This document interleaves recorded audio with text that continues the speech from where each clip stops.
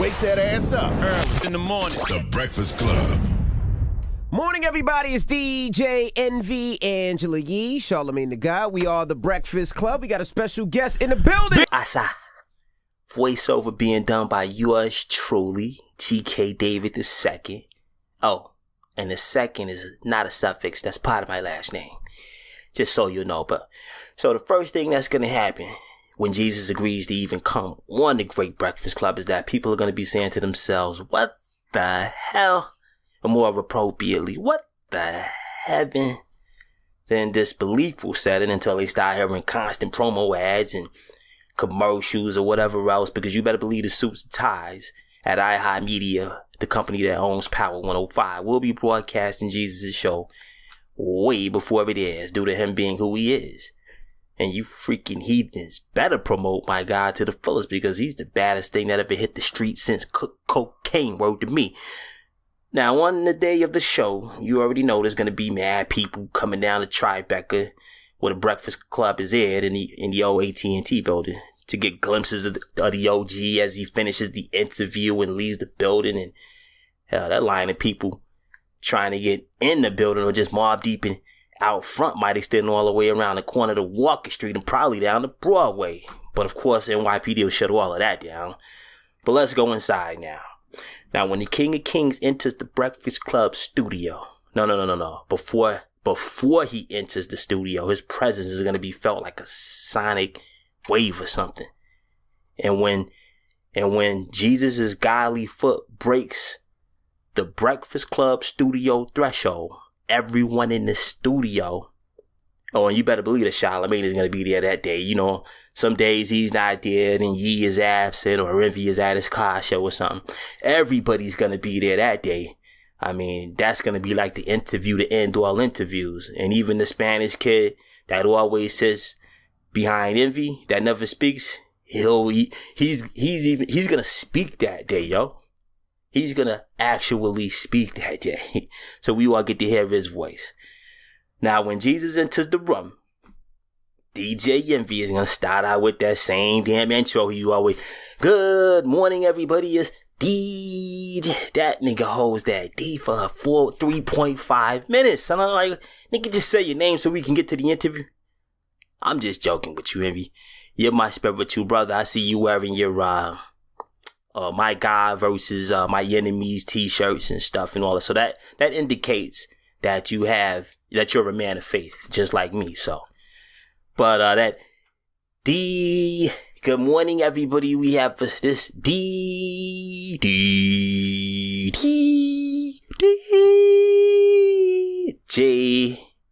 Envy. You done? Thank you.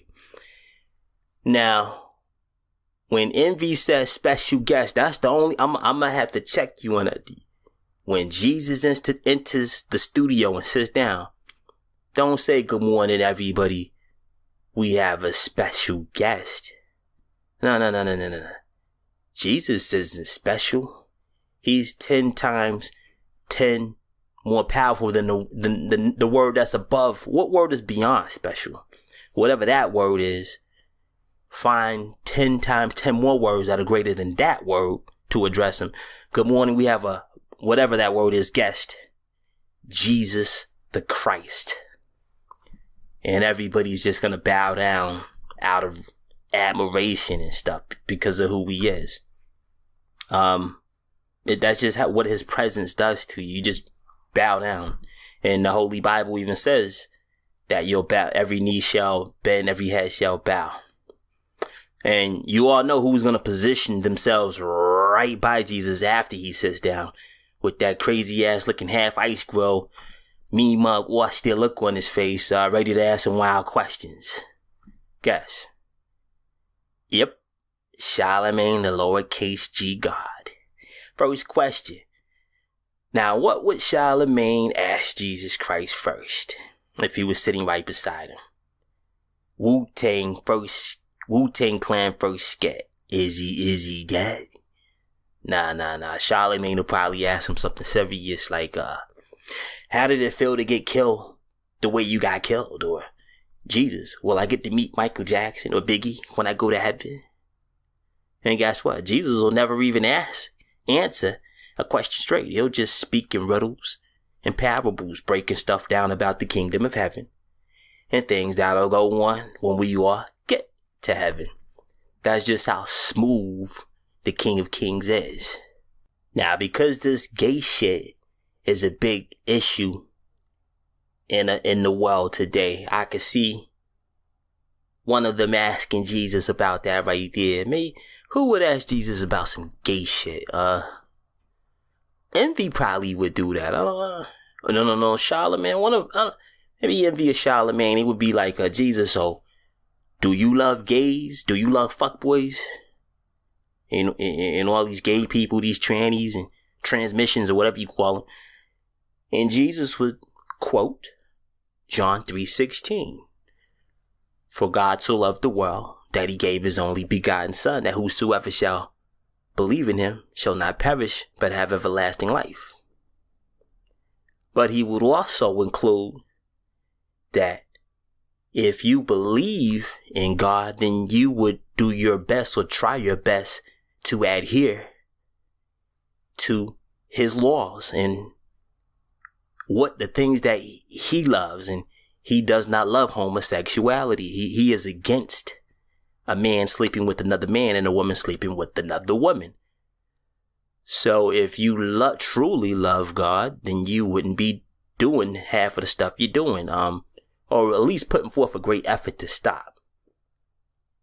And as you can see, the gay shit is increasing in popularity every second.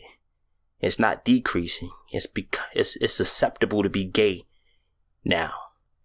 So you can be gay and say, I love God, but you're not displaying it in your actions. So it's bullshit. You don't love shit but another person's wiener in your mouth. That's what you love. You don't love God. So stop with your words and increase your actions.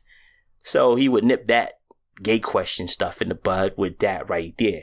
And of course, there's no record of how Jesus looks, because no one has ever painted him. He has never allowed anyone to take a picture of him, a selfie or nothing. So no one knows how Jesus looks. He could be ugly according to modern standards. He could be handsome. He could be average looking, which he is average looking.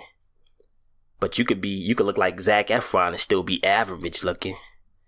You know what I'm saying? If you have scruffy hair or something like that. But anyway, I'm sure Yee would be flirting with Jesus.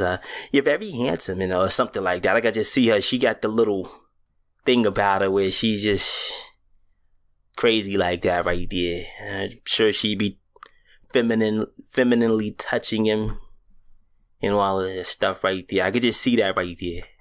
And this interview will last probably 3 hours at the minimum, because they're just going to ask question after question after question after question after question.